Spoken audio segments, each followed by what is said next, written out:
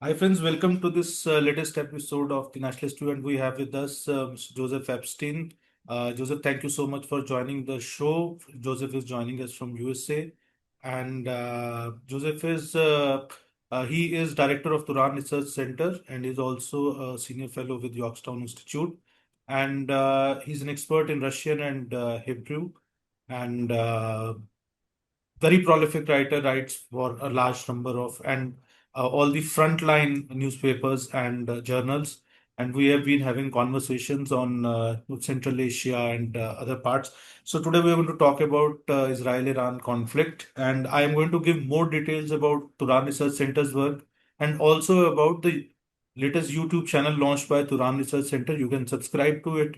It's a wonderful channel to get the latest updates about not only the Iran-Israel conflict, but also other geopolitical issues. So I'll be sharing all these details with the viewers in the description box. So Joseph, thank you once again, and I'll start with the most frequently asked question these days. But I would like you to give us a long-term perspective on this. With the previous supreme leader of Iran having been killed and his son Mustafa Khamenei has been appointed as his successor, but he is now reportedly injured also. So, how real is the possibility of regime change in Iran after the decapitation of, the leadership, command and control there? There are two views about it. I would like you to throw light on it. One is that they have put a system in place. They were aware that this could happen, so they have put a system in place that there is a multi-layered system. So there will be no issue about the chain of command, and there will always be somebody at the top. And the second view is that it is just a matter of time before it implodes. So, your perspective on this, please. Thank you. And first of all, I'd just like to say thank you so much for having me. It's always a pleasure to join you. Um, and yeah, as to your question, it's the question that everyone is asking. So the thing is that, yeah, Tehran's strategy has really centered on redundancy and decentralization. So this makes people, leaders, and institutions as replaceable as possible. And this isn't new. It's really embedded in the regime's DNA. And we saw an example during the January protest that I think is particularly just displays how the regime uses these strategies. So each province had integrated IRGC commands combining intelligence units, Basij militias, and local security forces. And the Basij also had offices in neighborhoods, schools, universities, and workplaces, which created a surveillance and mobilization network that operates without really needing to wait for orders from Tehran. The Iranians refer to this as the Mosaic Doctrine, which is designed explicitly to survive decapitation. And so that's what we're seeing now. The supreme leader was killed on February 28th, and the IRGC's 31 provincial commands have activated pre-delegated orders and continued all the same autonomously. We've seen 33 waves of Operation True Promise, which is the Iranian name for the retaliatory strikes, since the U.S.-Israeli operation began. And so the system was designed to operate without a top, and so far it has, albeit in a very degraded state. As Secretary of War Pete Hegseth has noted, almost every day they're firing less missiles than the day before. But the key question still remains whether decapitation actually leads to defection. And when it comes to this, I would say that we really can't know what's going on behind the scenes. I think that it's the Trump administration's goal to come to terms with someone from the IRGC who would be less ideological and would prioritize pragmatic cooperation, somewhat analogous to the Delcy Rodriguez model. So, what do you think what is the strategy, which one part of the strategy you have said, that Tehran is pursuing in terms of holding the regime together? But if we also look at larger broad strategy, Mosaic Doctrine, you have talked about that. So that's basically holding the power structure together. But we also see ballistic missiles flowing all around in the Gulf region, And today, I was listening to the latest updates. Now they are threatening to strike the financial institutions, banks. So, how do you look at what is this strategy which Tehran is pursuing? I'm asking this question from two perspectives. One is that Iran has that still is left with that heft, and it is working under a very well calibrated strategy. One is that, and second is that now it has become so desperate that it is throwing all it has because it's kind of a do or die situation for the present regime. So how do you look at the Tehran strategy between these two spectrums?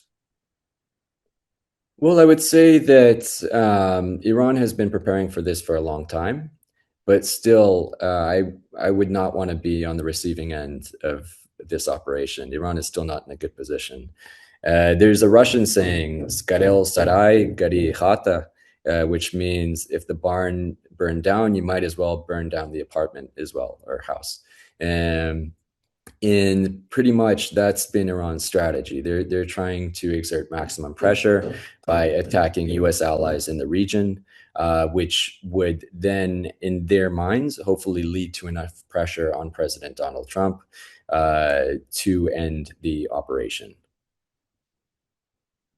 So, no, let's come to a little bit more towards Central Asia now, because in this and let's talk about so how this Iran war has it weakened the middle corridor, and has it the does it have the potential to push back the Central Asia again towards Russia? So yeah, that's a great question. I would push back on the framing a bit. I think the crisis is pushing Central Asia and China closer together more than Central Asia towards Russia. Russia's own infrastructure is a big part of the issue here. The CPC terminal is under Ukrainian attack, and the Black Sea is contested. So Central Asia is not likely to pivot back towards a partner whose export routes themselves are compromised, at least while the war with Ukraine is continuing.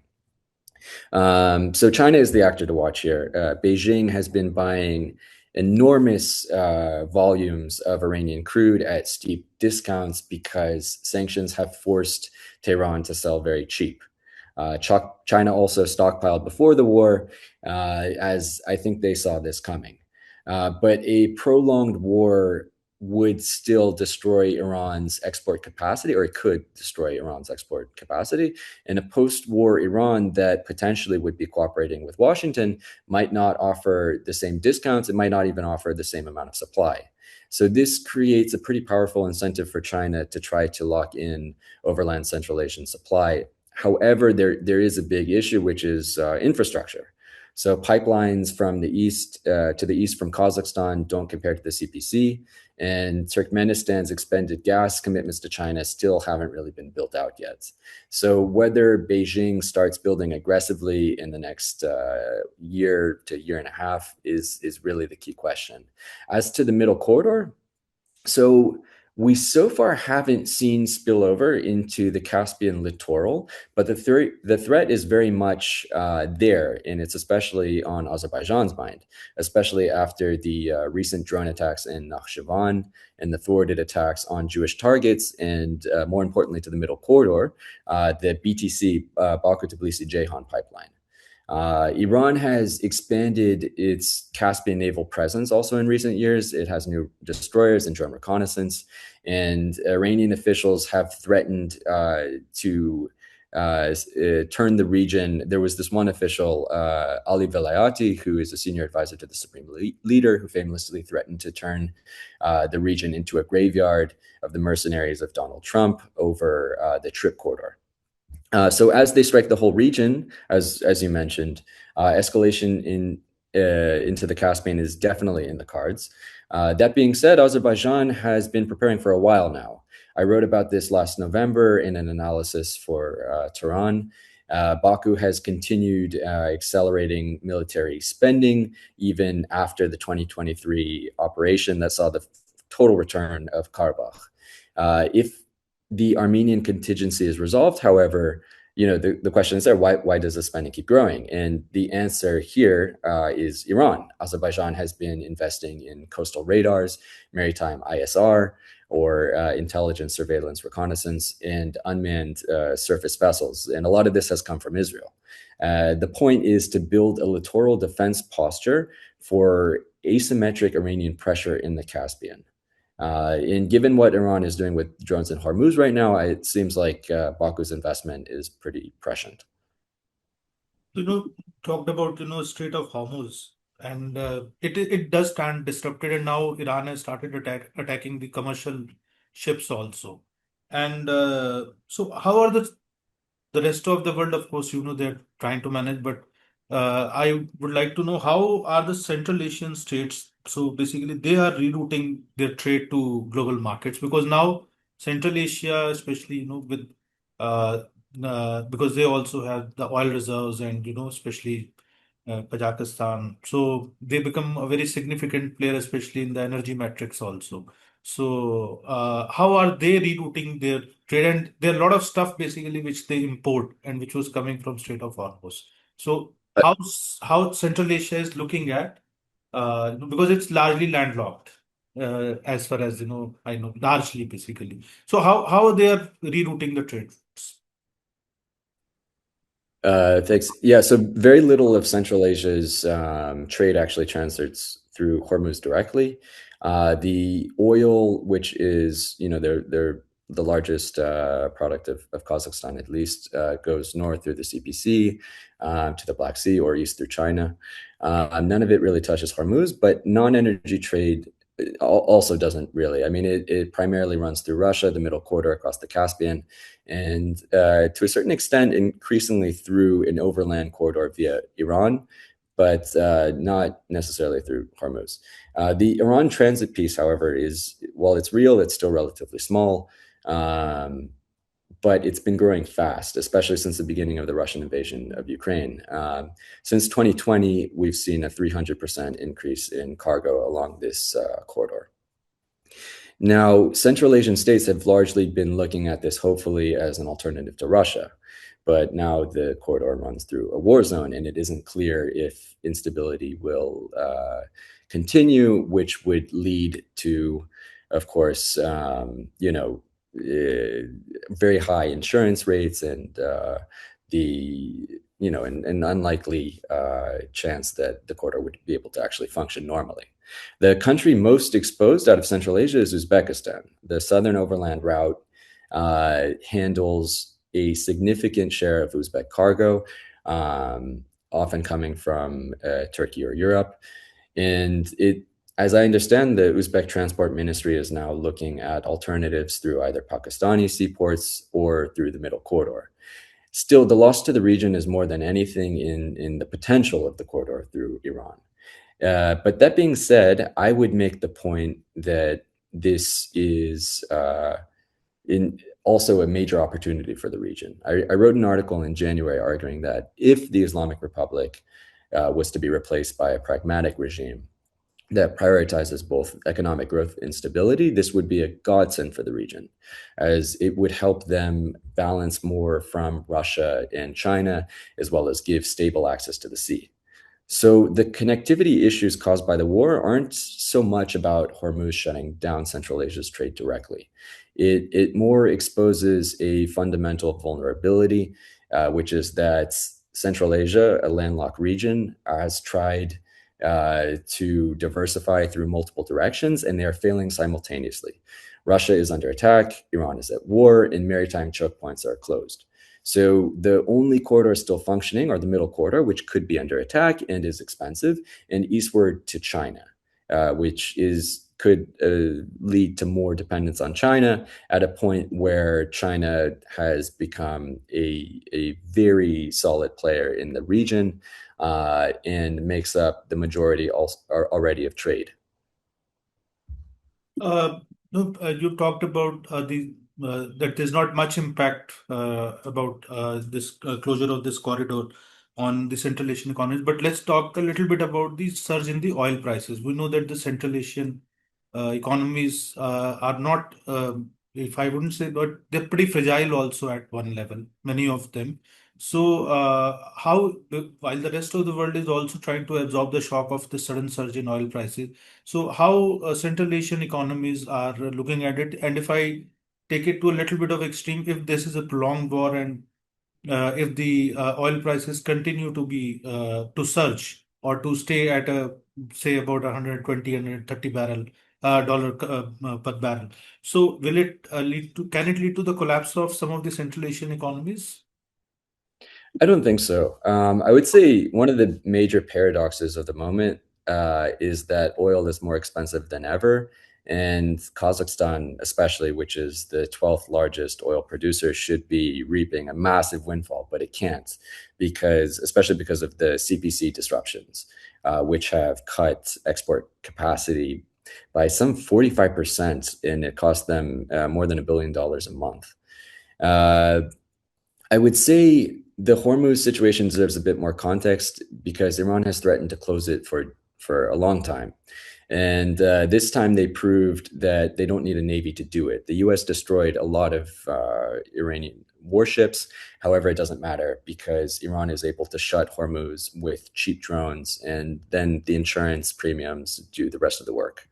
That said, I would say there's a very good chance that this resolves faster than expected.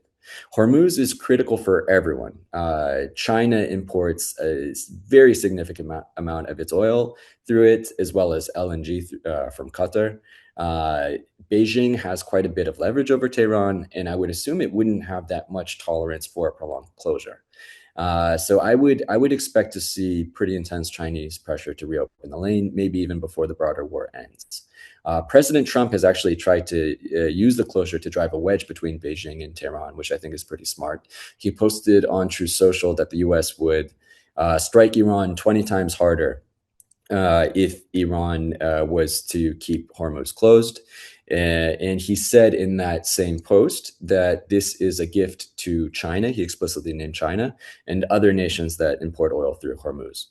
For Central Asia and the world in general, I would say this whole crisis does bring up a pretty important question, which is a 20,000 drone is able to, shut down a single choke point.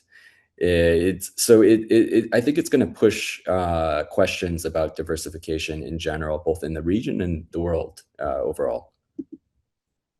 So I think that's a very pertinent and that's a brilliant point which you have made. And so now my last question is, that could instability in Iran trigger refugee flows or extremist spillover into the Central Asia?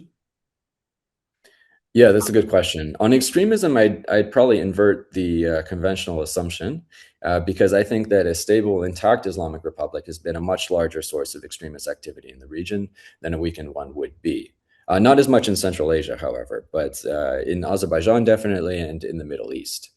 Um, Tehran's relationship to extremism in Central Asia is much more opportunistic than generative. There have been some isolated attacks, operations against Jewish targets in Kazakhstan and Uzbekistan. The use also of, Tajik Sunni extremists to carry out Tehran's goals. Um, However, this has, for the most part, been Iran taking advantage of the nature, I guess, of the isolated nature of Sunni extremist cells because the IRGC can easily go in, convince them that this is for the caliphate or whoever, and get them to carry out attacks. Um, However, when it comes to Azerbaijan, the question is quite different. Um, Part of the reason Iran hasn't really been successful, or part of the reason that Iran doesn't necessarily try to be successful in spreading extremism in Central Asia is that it's overwhelmingly Sunni. And so there's a very big sectarian issue here. It's not as if they would be able to spread the Khomeinist revolution. Azerbaijan, however, has a much larger Shia population.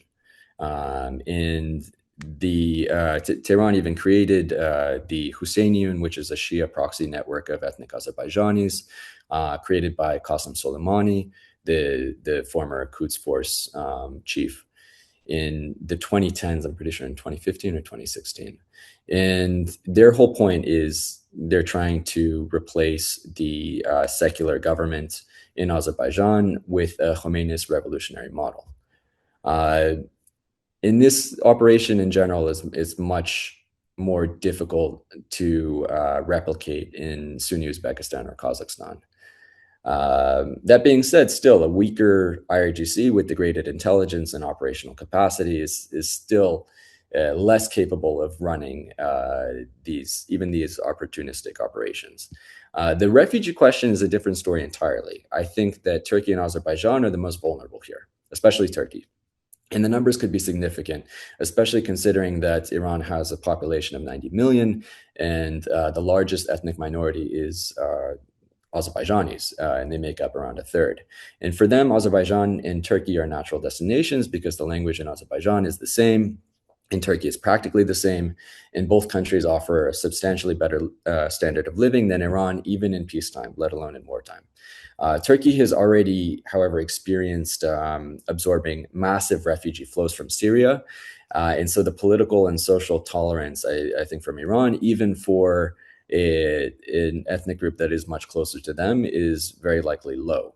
I think Turkmenistan and Tajikistan could see some flows, but frankly, neither is that attractive of a destination for Iranian citizens. They may see some transit movement. I think that would be people crossing temporarily en route to Turkey or further, but sustained large-scale settlement, I don't see as very likely. Again, the real pressure will be on Ankara and Baku, and especially Ankara, as through Turkey you could get to the EU. And I think the EU will be paying a lot of attention to this because Turkey's capacity to absorb refugees does directly affect European migration flows. Thank you, Joseph, for taking time out from your busy schedule and sharing such deep insights. And we hope to have you back on this show again very soon because this is a fast developing and rapidly kind of moving story, a very complex story, which experts like you they help us to understand the complexities and bring in a better perspective beyond the headlines. So thank you so much once again, and we'll be back soon with another conversation. And thank you, viewers, for watching. Thank you, Joseph. Of course, thank you so much. It's always a pleasure.